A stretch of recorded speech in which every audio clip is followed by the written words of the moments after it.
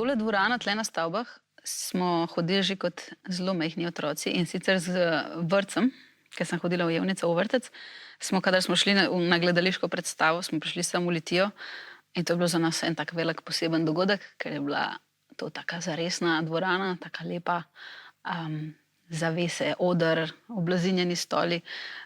Skratka, ne vem, ta tišina, ko prideš v gledališče, pa potem čakaš, kaj se bo zgodilo, pa predstava, pa tako. Lepi v bistvu, fajn.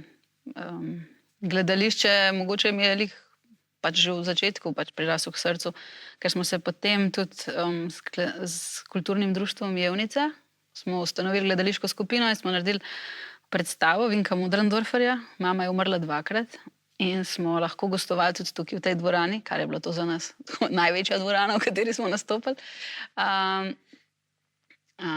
In takrat sem bila tudi prvič, po moje, na tej strani, na odru, za zavesami. Tako da meni se zdi zelo pomembno, da ima en tak kraj, kot je Litija, dvorano. Jaz mislim, da bi si zaslužil še večjo in boljšo in novejšo. Sicer je zelo dobro ohranjena pa vse, ampak jaz mislim, da je čas, da gremo naprej pa dobimo več, ker tudi program, ki je čedalje bolj bogat pa raznolik, od gledaliških predstav do koncertov, do vseh dogodkov, ki se dogajajo tukaj. In se mi zdi, da vsako mesto rab en tak center za kulturo. No, pol sem pa tle letos januarja sem pa razstavljala še svoje ilustracije, tle v avli.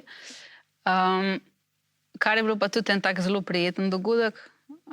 Fajn mi je bilo tudi, ker se je toliko enih dogodkov odvijalo sočasno s to razstavo, da je veliko ljudi videlo moje ilustracije. Pa pol, ne, kad te sreča reče, ja, pa sem videl v Litiji tvoje slikce, no, tako da lepo, no, fajn. Sami lepi spomini.